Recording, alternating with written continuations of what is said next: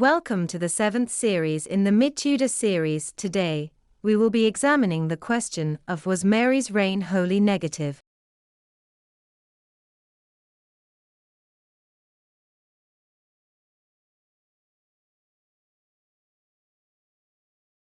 This lecture will be split into 3 parts. Firstly, we will examine how the Spanish match dictated foreign policy, and how this resulted in a devastating defeat against the French.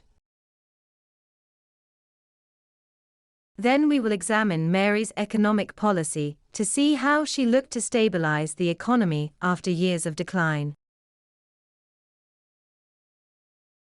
Finally, we will examine the intellectual developments linked to the restoration of the Catholic Church, and their positive impact.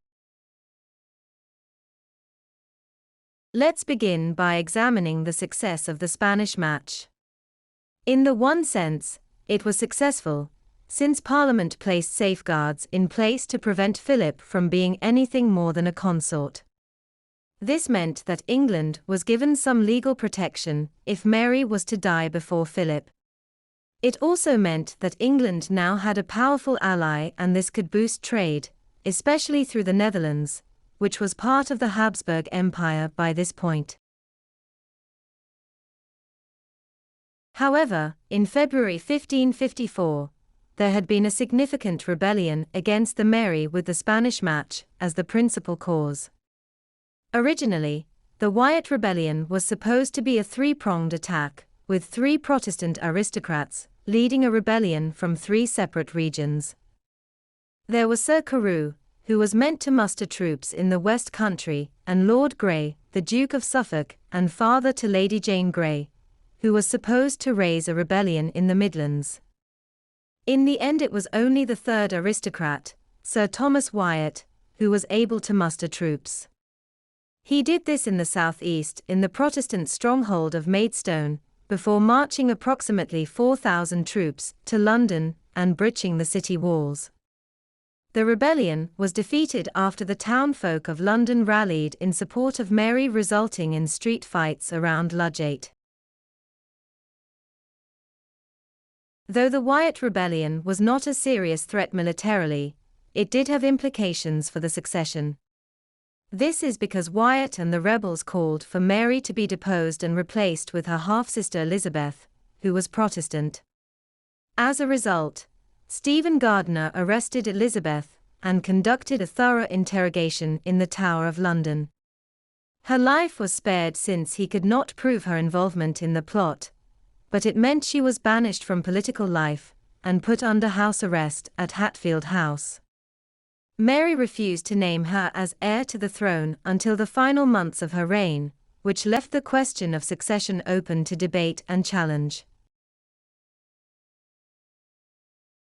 The second significant consequence of the Spanish match was England's involvement in the next Habsburg-Valois conflict. Philip placed considerable pressure on Mary to rekindle the Anglo-Habsburg alliance, and as such Mary declared war on France in 1557. This went against the advice of her Privy Council, who knew too well the financial cost of Henry's expeditions in France. Mary sent troops over the Channel and captured the town of St. Quentin. However, at this point Philip ran out of money, and so did not send troops in support. In retaliation, the French launched a surprise attack of 3,000 troops on Calais, led by the formidable Duke of Guise. In 1559, Elizabeth was able to negotiate for its return in 9 years' time, but this agreement never came to fruition. The French were able to capture Calais, which was a significant blow to England both in terms of defense of their shores against the French, and also in terms of their prestige on the international stage. Now only 20 miles of sea separated the French from English shores, and it would be very difficult for any English monarch to stake territorial claims to northern France, as the Plantagenet kings had done throughout the late medieval age.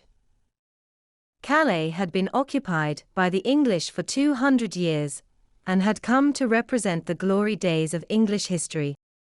Furthermore, it had implications for merchants, especially the merchants of the staple who had traditionally traded wool through Calais. Now, all trade would need to go through the Dutch port of Antwerp, but this would pose problems for Elizabeth when the Dutch began their revolt against Habsburg rule. Historians universally agree that the loss of Calais was a significant failing of the mid-Tudor era, with Susan Doran arguing that it relegated England down to a third-rate power on the European stage. Finally, it is worth noting that the Spanish match was not a happy marriage. Philip was not enamored by his older bride and so spent very little time in England. Following the death of his father Charles V, Philip became King of Spain in 1556, and after this he only visited England once later, in that year, to persuade Mary to join the war with France. This meant there was very little opportunity to conceive an heir to the throne. Despite this, Mary had 2 phantom pregnancies. This is when she believed she was pregnant when she was not. The last one followed Philip's final visit and resulted in her laying in confinement for months after his departure. When the 9 months gestation period had passed, Mary's doctors began to believe there was something more sinister afoot. Indeed, what Mary and her doctors believed to be the next heir to the English throne was in fact a tumor of the stomach, which would cause her demise the following year in November 1558. Let's now examine Mary's economic policy and the implications this had for the success of her reign. Firstly, it is worth remembering that the Duke of Northumberland had taken measures to stabilize the economy following Henry and Somerset's disastrous policy of debasement. Nonetheless, the legacy of this bad economic policy meant that England was still suffering from inflation at the start of Mary's reign. To make matters worse, there were successive harvest failings between 1555 and 1557. This meant that ordinary peasants did not receive a good enough crop yield to live a comfortable life. As a result, there was malnutrition and outbreaks of the diseases plague and influenza. These problems were completely out of Mary's control, but have nonetheless contributed to her legacy as an incompetent queen. However, Mary did introduce policies to improve the economy. The most significant of these was the 1558 Book of Rates. This provided a re-evaluation of custom duties, in other words the tax on exports and imports. This had not been properly updated since the reign of Henry VII, and since then there had been a boom in the cloth trade. This re-evaluation meant that the Crown could accurately tax merchants for their profits on trade. However, since this measure was not introduced until 1558, it was Elizabeth who reaped the economic benefits. There was also measures introduced to improve the exchequer. This was the court responsible for managing the royal treasury. As part of this, plans were drawn up to conduct an investigation into Henry and Somerset's debasement of the coinage to further understand its economic impact, so to avoid repeating this mistake in the future. As a result, Elizabeth and her councillors were never tempted to follow this desperate route, even when Crown finance dropped to a critical level in the 1590s due to the ongoing war with Spain. Therefore, we can conclude that Mary followed a sensible economic policy, but like her religious policies, they needed more time than she was given to come to fruition and improve her legacy. Furthermore, Mary introduced a number of military reforms that would have a positive long-term impact. She decided to invest more money in England's naval defences. England's flagship, the Mary Rose, had sank during the Battle of the Solent against the French in 1545. This had been a huge military blow to England, and as a result Mary had inherited only 3 warships.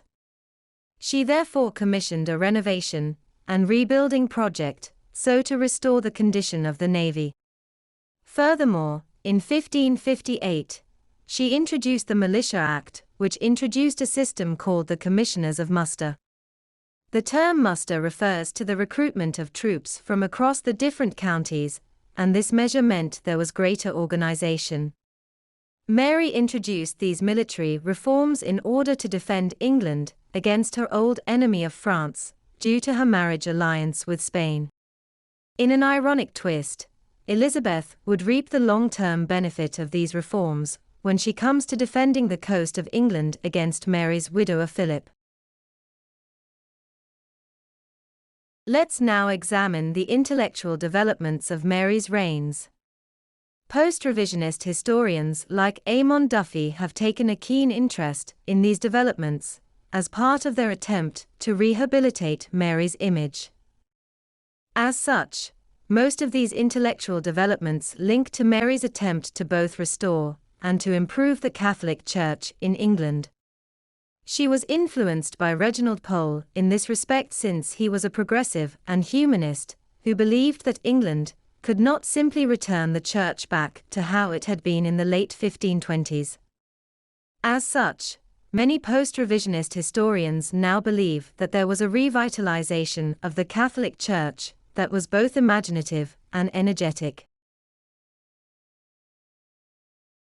Reginald Pole introduced new ideas to England through the release of new Catholic literature, much of which had been influenced by Spanish theologians.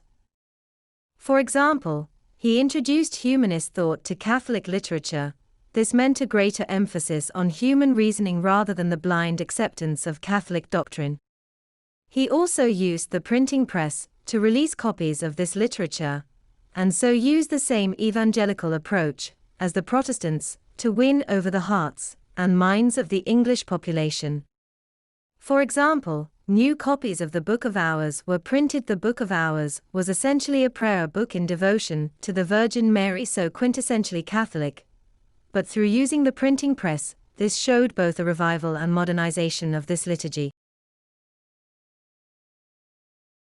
Reginald Pole also opened a synod, or a council, in 1555 and 1556, so to discuss the intellectual developments and humanist direction of the Church. This is where progressive ideas were discussed and debated, many of which came from the continent, and so were pioneering new ideas.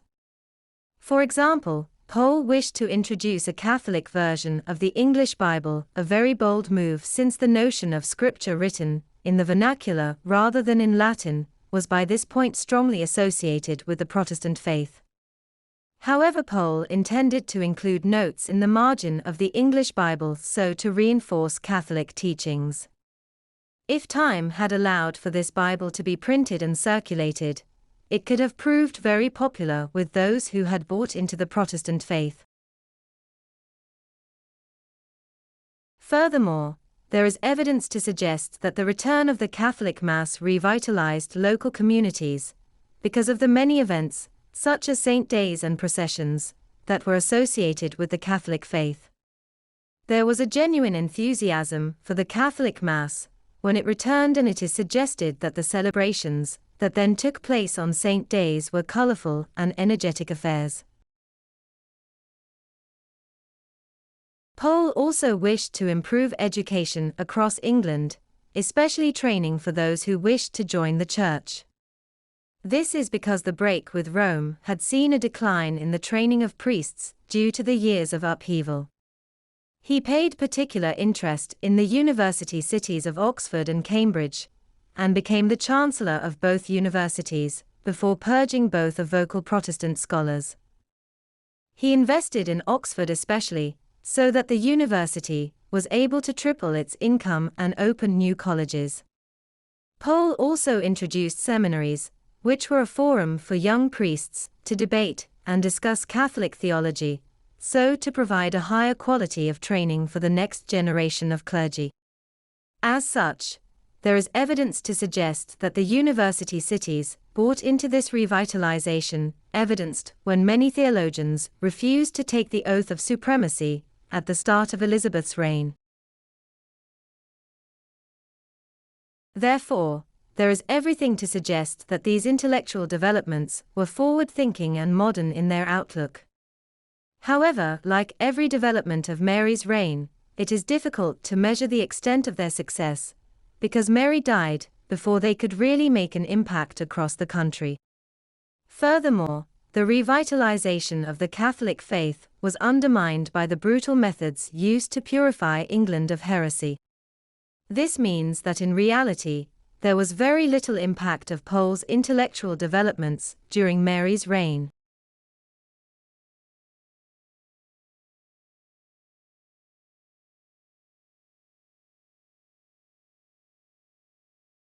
Let's now return to our overarching question of, was Mary's reign wholly negative?